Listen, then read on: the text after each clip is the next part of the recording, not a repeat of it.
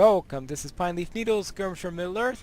It's now time for our second skirmish in our series. It will be no easy task to fight behind the walls of the fortress, but we must. Very well, now we accept this quest and it's time to run our second skirmish, breaching the Necromancer's gate. This is an offensive skirmish.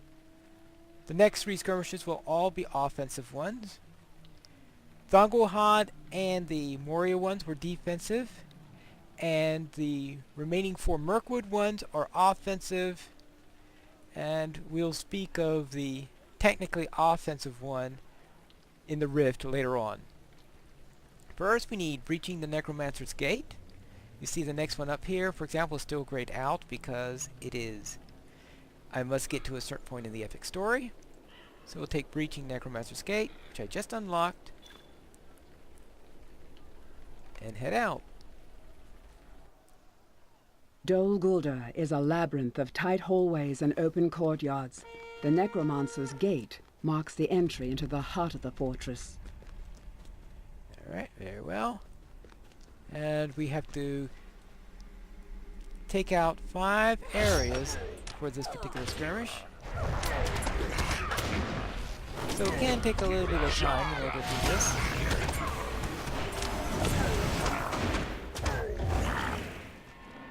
And this area here has 2 sets of enemies, each with their lieutenant. So there's the other lieutenant. Fortunately, I got the lieutenant separately.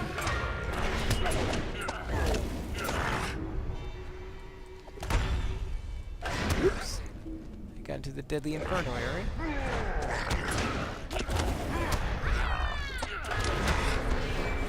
So there are 2 sets of lieutenants here. I mean, 2 sets of mobs, including lieutenants here.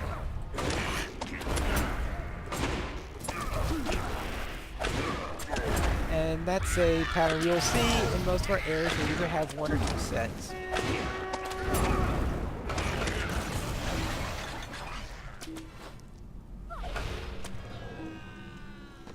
Alright, that takes care of him.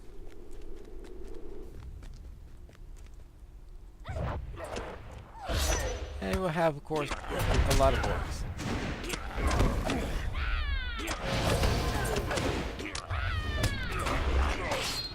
And there we go.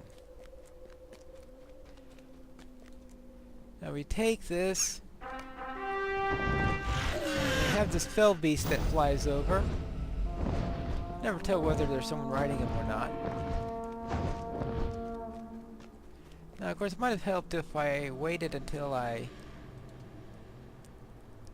had a bite to eat. Or at least for my morale bar to finish filling up before heading out.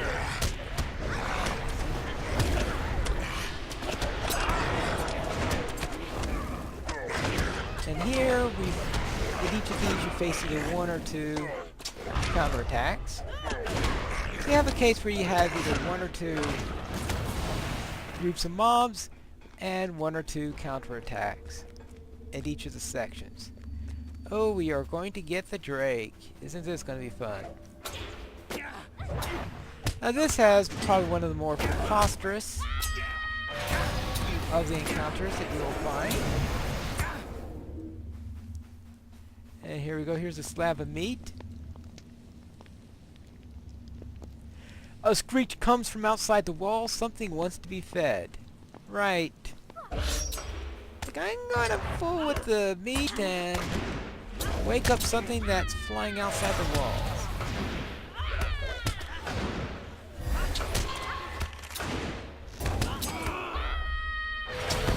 Some of the encounters make wonderful sense, and some of them are... Huh?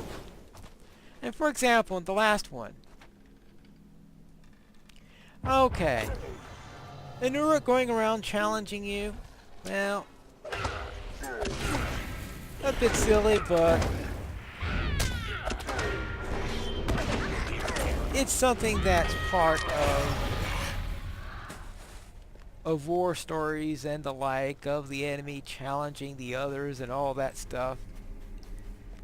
And that's fairly consistent with the genre. The idea of someone sneaking behind in order to try to wreck up your siege engines? Alright. That sounds consistent with warfare. That's something I'm sure plenty of military commanders have done in their time. But I just don't see someone going around collecting a slab of meat in order to feed some flying creature that's in the area of the enemy. No, I'm not going to take the flag yet. A roar echoes through Dol Guldur. Dinner has been served. Yes. Now, occasionally your soldier may have trouble getting up the stairs. Yeah. Now you see him here, but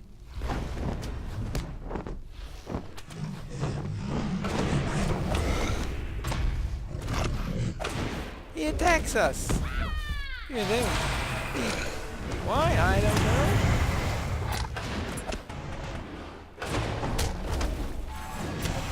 I guess we're here to lure him away and kill him. It could be that the masters normally just put the stuff there and run away as fast as possible. And there we go. And of course I unlock a new deed for the skirmish. And our old friend the Fell Beast comes over again.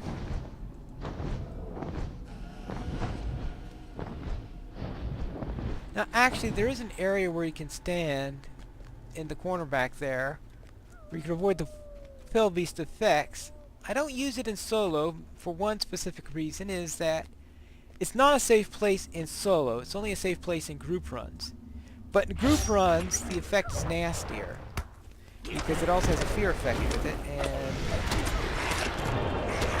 if you're running around all over the place you can't be very effective.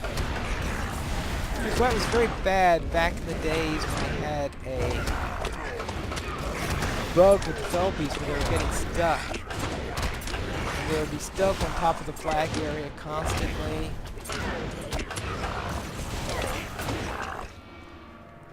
And the net result was that you have an entire raid constantly getting this fear buff on them and they're running all over the place, not having control over their character.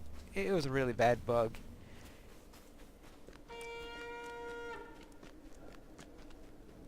It didn't mean it wasn't much trouble in solo runs, but in group runs it was a real pain. Alright, so now those two first areas were both two groups on the ground and then one in the counterattack.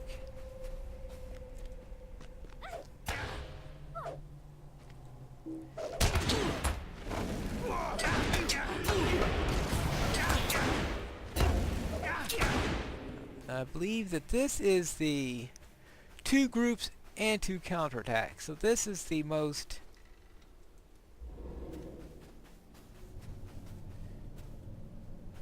alright, let's take care of the blood arrow first.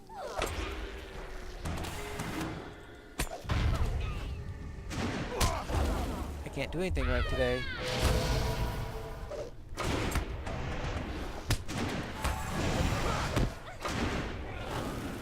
Unfortunately, I can easily get rid of those fear effects now. Real pain back in the day when the Warden didn't really have a good means of getting rid of those effects. Went through a lot of pops from those venomous blood arrows. Alright. That cleared the area. Now for our double counterattacks. Now, they come one at a time, they don't come all together. And we don't get a Fell Beast here. So I guess that's one way that's easier than the first two, and that the first two you only have one counterattack, but you do get a pass by a Fell Beast.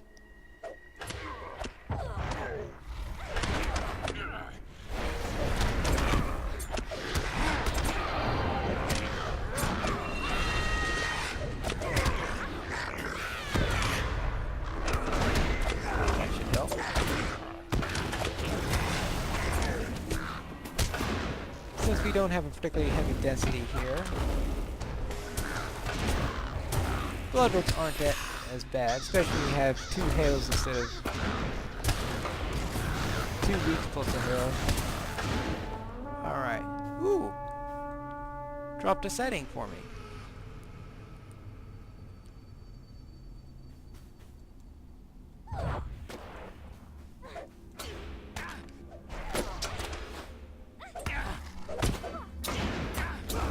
Of course.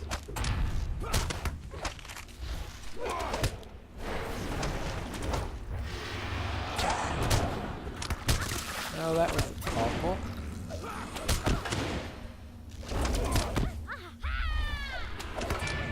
Pretty sure there's a good way at this level really to take care of them. I don't think I really have the skill I need in order to get rid of those worms for another few more levels, which is probably why that completely failed.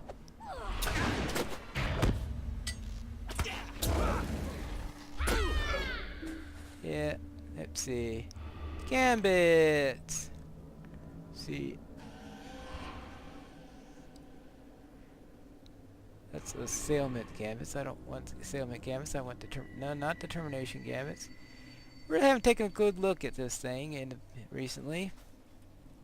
Actually, no, there is the Assailment Gambits. Alright, now the Exaltation of Battle, yes, 3, yes, the one that's with 5 and the one with 3 is there, but not the one with 4. That comes in the 70s, I think. So I was trying to use it, so of course I completely failed. Since the 3-builder version is completely useless.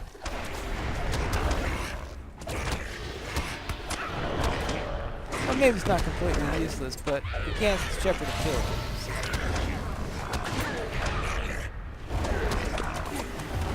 Now this is actually the easiest of the control points, because you have only one set of mobs. You only do one counterattack, and there's no Fell Beast.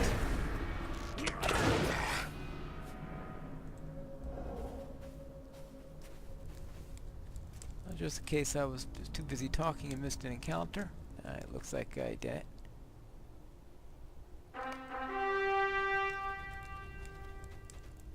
Right, yeah, okay.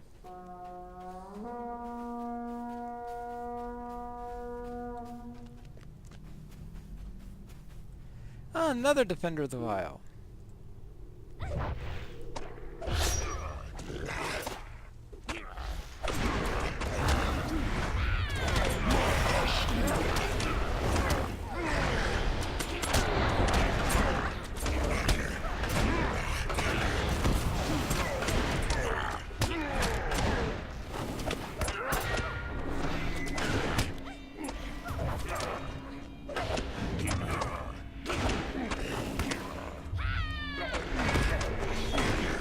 Alright, sulphurous odor of burning lanterns wafts from the 4th ward. Okay, that's not that one, that must mean it's the one that's upstairs.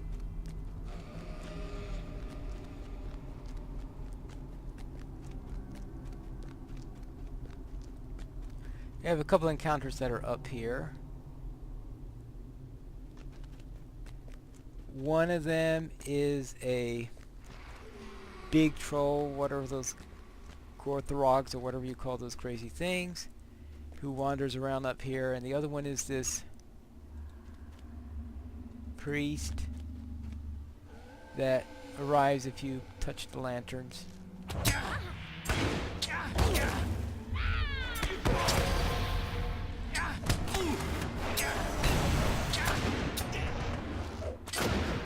This guy likes to heal himself a lot.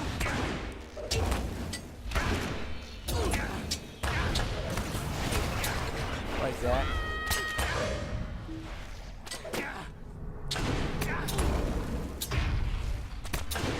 So this is one where I like to do my interrupts. So where Warden really does come in handy.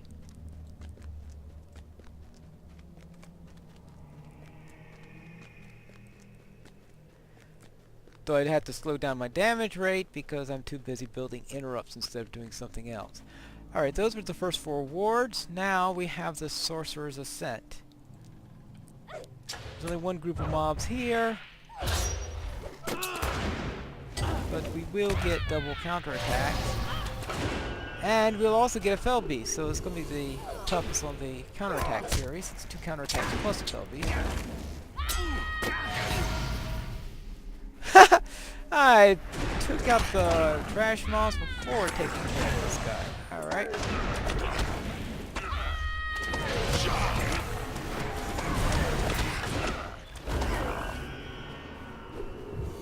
Dropped a gem. Most interesting. Very well. Oh, somebody else is around. Gatekeeper.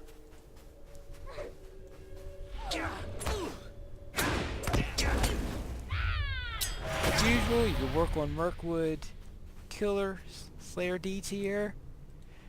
Now, here, I'll actually show you. This is where I would stand in a group run so you'd be safe from the Fell Beast and won't get hurt by this, but you see that I do get hit by it if I'm in solo. So in solo I usually don't worry about it.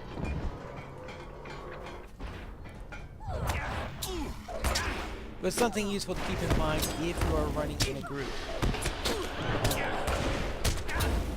Now you can get lieutenants on both counterattacks. It's just that I seem to have lucked out on the first one.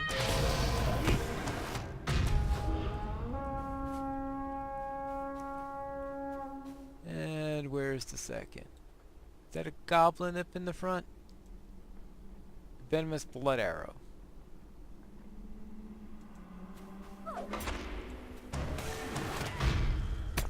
That's how I do it.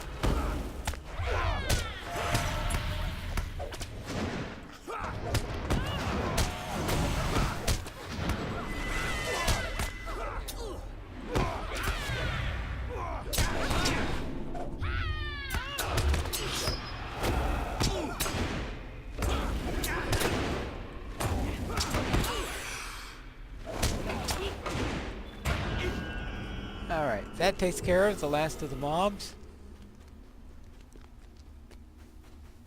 Now comes for our boss fight. A troll. No, didn't we just fight one in the previous skirmish? Now Doraz, he makes the biggest understatement in the history of the skirmishes. You do not belong here. Oh, duh.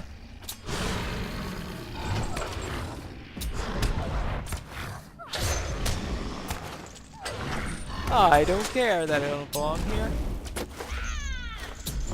The elves that are falling behind me probably don't belong here either. There we go. He's dead. Now in this particular skirmish, the boss fight really doesn't change. You know, you might get 1 or 2 nastier abilities to make him tougher, but overall, it's the same fight in a group. It's just that you don't want to go in and out of his aura because he has this aura on you that if you leave his aura range, he does some nasty damage to you. And he develops a kickback in group ones also. But that is breaching the Necromancer's gate. We must act quickly and launch the second attack upon the fortress. Right. And that means it's time to run the next skirmish, which we'll have in our next episode. And until then, skirmish responsibly.